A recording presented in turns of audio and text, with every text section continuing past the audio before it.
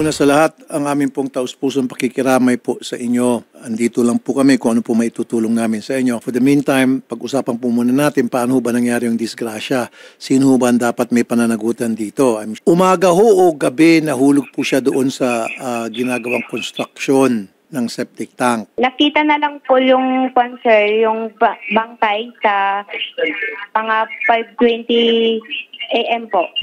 Magandang hapon po, Sarge. Base po sa ginawa niyo na pong investigasyon sa insidente, paano ba nangyari ito, Sargento Garces, sir? Bale, nung July 6 po, nagkaroon po ng inuman, sir, yung magpapabarkada. Yung inuman ho ba nangyari doon sa, malapit po doon sa ginagawang septic tank? Yung septic tank po, under construction po yun, di ho ba? Opo, sir. Sino po may-ari ng septic tank? Pagmamayari po ni Gregorio Cabasa po, sir, yung nagpapatayo po ng bahay. Now, natagpuan na lamang po na nahulog doon yung biktima at patay. Wala ho kayong tansyado kung anong oras nung mahulog. Base po sa aming pagtatanong, sir, huling nakasama ng biktima, magkakahiwalay sila, sir, mga madaling araw na po, sir. Ang ginagawa lang ho ba yung septic tank lang o yung bahay mismo at wala pong tao doon sa bahay? O wala ho mga construction worker? Bale, malapit na po siyang matapos, sir, yung bahay. Kaso nga lang, sir, yung septic tank ay wala po siyang takip, sir. So walang takip yung septic tank. In that area, meron pong septic tank na open lang, wala pong takip. O wala man lang mga signages na nagsasabing under construction itong lugar na ito. Wala po, sir. So therefore, may pananagutan po yung may-ari ng construction. Nakausap niyo na po yung may-ari ng construction o yung nagpapatayo ng bahay. Opo, sir. Ano pong sabi nila? Yung bahay kasi, sir, malapit na po kasi siyang matapos. Kaya yung anak ng may-ari, nag-anyaya po siya ng kanyang mga kaibigan at nagkaroon po ng inuman doon sa bahay. Kaya nung paalis na po yung may-ari na si Chester Cabasa, iniwan na po yung mga kaibigan niya. Okay, so Yes. ang inuman nangyari po mismo doon sa property. Yung anak ng may-ari, kasama nila sa inuman, kasama ng victim. Opo, sir, opo. Pero nauna pong umalis yung sir, yung may-ari at si Chester Cabasa bago dumating yung biktima, sir. Magandang hapon po, Sir Christopher. Magandang hapon, sir. Sinasabi niyo po ngayon sa research namin na hindi po kayo nag-inuman doon sa bahay na kung saan may septic tank na under construction? Nag-inom po kami doon, sir. So, yung septic tank dati na pong walang takip yon. At saan kayo nag-inuman malapit doon sa septic tank? Malapit lang, sir, sa likod kasi yun. So, paano po nahulog? Nakita niyo ba yung pagkahulog ng victim? Hindi, sir. Sa inyo pong tansya, bakit po nahulog, napunta siya ron? Paano siya nahulog? Hindi namin nakita, sir, na nahulog. Ilan ba kayo nag-inuman? 3 kami yung nahuli na, sir. So, ikaw, yung victim, tapos meron pang isa. O, sir. Tapos, siya lang ang nahulog. Iniwan namin doon, sir, na mag-isa kasi ayaw niya pang umuwi. Bakit daw ayaw niya pang umuwi? Nalasing kasi may lahat, sir. O, sir, pati ako. Kaming lahat, sir, nalasing kami. Kaya nga, kung nalasing kayong lahat, bakit nyo siya iniwan? Di ba dapat sa inuman walang iwanan, especially babae ito. Kayo mga lalaki, nakainuman niya. Ilan ho ba kayo original nag-inuman? Mahigit 5, sir. Hanggang O, sir. sa yung dalawa umalis, tapos 3 lang kayo naiwan. O, sir. Pero hindi ba nakakapagtaka yun, Sir Christopher, na kainuman nyo, babae, lasing na lasing, magsasabing maiwan na ako rito, mauna na kayo, at pinayagan nyo, hindi pa parang off yun? Parang hindi ka panipaniwala kung ako pong tatanungin. Kasi ang tinutumbok ko rito, sir, baka naman may foul play po rito. Meron siyang mga problemang sinasabi, sir. Ganun. Kaya ayaw niyang pang umuwi. Kapag sa kanya lang naman yun, sir. Di ko kasi nanon yun. O dili kaya, tinawagan nyo man lang yung kamag-anak nila, o magulang nila, kapatid, o kung sino man, o ayaw ko sumama sa amin, pakisundo na lang. Mga kasama mo sa kainuman, meron ba doon isa na nanliligaw sa kanya? Wala naman, sir. Kachat niya lang. Sabi niyo, original 5 kayo, 4 ang lalaki, siya lang mag-isang babae. O, sir. Mami, may mga problema daw yung inyong anak? Hindi naman po siya nagsasabi sa akin, pero pag tinatanong ko po siya, parang pa-secret lang po. Pa-secret po siya. Anong sinasabi niya po? Meron ho ba siya mga paramdam sa inyo na siya po'y dumaranas ng problema? Meron siyang pinagdadaanan?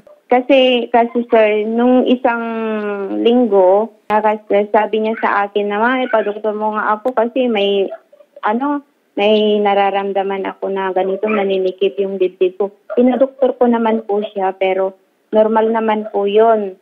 Tapos, pag nandito po kami sa bahay, parang napapansin ko po siya na parang matamlay, sinasarili yung problema na hindi man lang ino-open sa amin. Pag nagtatanong ako parang, wala.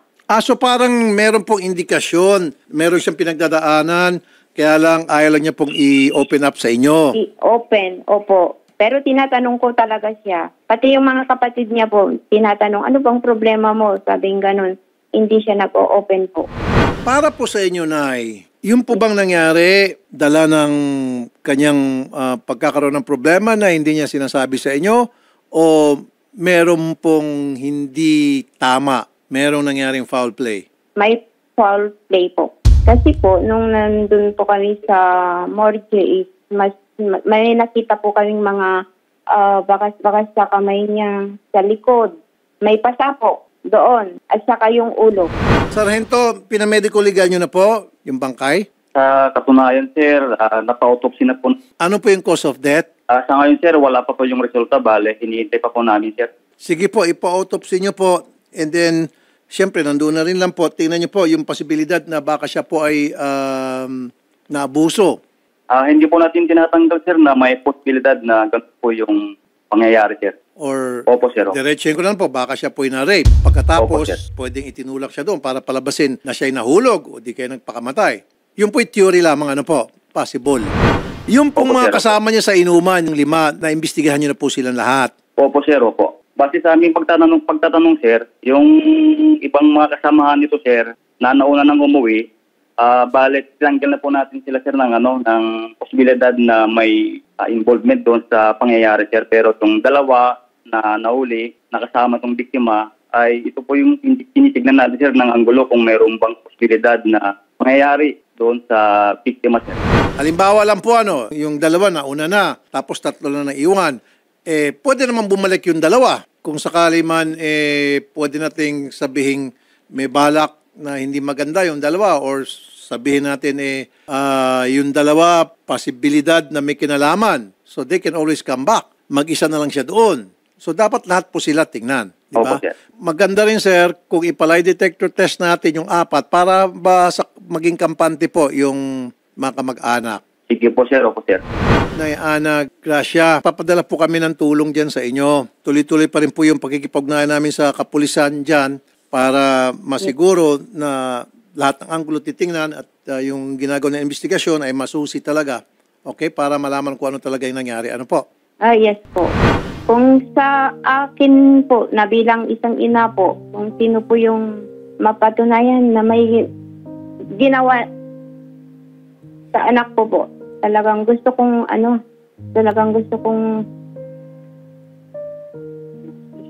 bigyan po talaga ng hustisya ang pagkamatay ng anak ko po. Dahil yun, dalaga po siya May future sana yan, sir.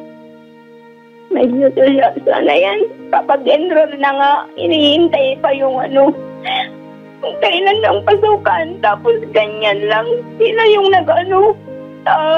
future ng anak ko, imbis na Okay. So, kung matinong mga barkada yan, po, sir, sinundo nila doon sa bahay. Dapat kung matinong mga barkada yan o kainuman, ihahatid nila kahit na anong langon ng alak na ininom nila, maihahatid yan. Kasi sinundo nila doon sa bahay namin po. So ibig sabihin sinundo po siya? Christopher? Hello, sir. So sinundo nyo itong sir. victim Sir. para ayain na makipag-inuman doon sa lugar na kung saan may septic tank. Yung kasama ko yung nag-aya, sir. Sino po yung nag-aya? Yung Basti, sir. Basti. Sino si Basti? Kaibigan namin, sir. Okay, so siya ang nag-aya, siya ang nagsundo. Dalawa kami, sir. Okay, Sargento Garces, Sir, etong 4, make them persons of interest. I'm telling you. I smell something fishy here. Dapat kung sinundo siya ng tropa niya nung malasing, hinatid. Babae pa man din. Sino itong si Baste? Nay, kilala niyo po si Baste, Nay? Hindi ko po kilala, sir. Hindi ko pa yan nakita kung anong itsura ng taong yan, sir. Okay. Christopher, bakit sumama yung victim dito kay Baste? Nag-chat sila, sir. So sa pagkakaalam mo, sila ba ay chatmate lamang o meron pang mas espesyal na nangyayari sa pagitan ng dalawa? Wala, sir. So ka-chatmate lang niya ito. Sir. Tanungin kita, Christopher. Meron kang ka-chatmate na babae. Pagkatapos, pinuntahan mo sa bahay, Papayag ka ba? Babae siya, lasing na lasing, iwan mo sa isang lugar na unfamiliar siya? Hindi, sir. Oh. At saka mayroon po sana akong idadagdag, sir. Opo, ma'am. Yung cellphone ng anak ko po, hawak ni Baste. Siya po yung nag-surrender dun sa kapulisan. Pero yung cellphone nasa sa pulis na po. Tama ba, Sargento, hawak nyo yung cellphone? Opo, sir. Nandito po yung cellphone niya. Ipa-forensic nyo rin po yung cellphone. Opo, sir. Opo. Person of interest number 1, itong ka-chatmate. Sinasabi ko na sa'yo, consider him as primary person of interest. Tapos yung tatlo, magkasama-sama, i-person of interest mo rin sila. Opo, sir. Christopher, willing ka ba palay detector test? Oo, sir. Si Baste Yaon, ito yung ka-chatmate pinuntahan mga taga-barangay para kausapin at para magbigay ng panig, ayaw. So, Sargento, nakausap niyo na po itong si Baste? Opo, sir. Opo. Anong sabi ni Baste? Wala naman po paalala, sir. Opo, sir. Opo. Dahil sa sobrang kalasingan daw. Sir, hindi ako naniniwala.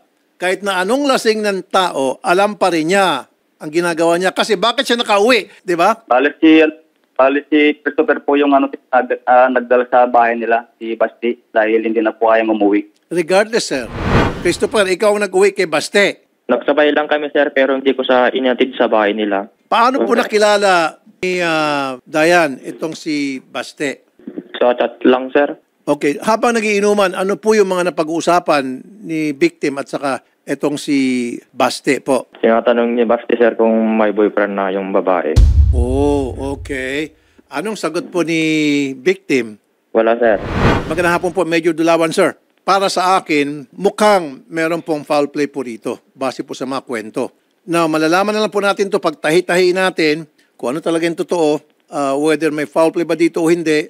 Kasi yung mga kwento na sinundo, tapos iniwan mag-isa, tapos nahulog na lang sa septic tank. So gusto ko po yung, sana po, pumayag silang lahat sa lie detector test at saka yung autopsy report po at yung posibilidad, tingnan kung siya pa ay na-rape. Yes, sir. Yes, sir. Yun po yung isa sa mga pumasok din sa natin, sir. Major, gaano katagal bago lumabas po yung resulta ng autopsy report? Yun po sabi, sir. Next week sabi, sir. Pero wala pang tiyak na araw, sir. Next week po. Opo, asahan ko po, Major, sir, ha? Major Dulawan. Yes, sir. Yes, sir. Nay, for now, magpapadala po kami ng tulong sa inyo and then hindi namin bibitiwan tong kaso hanggang sa malaman natin kung talagang totoo. Magpapapunta po din ako dyan ng reporter para magtanong-tanong din po. Mag-imbestiga din kami. Sige po, ma'am. Baka bukas nandiyan ang reporter namin. Ano po? Sige po. Para mag-imbestiga at tumulong sa inyo. Thank you. Salamat din po, sir.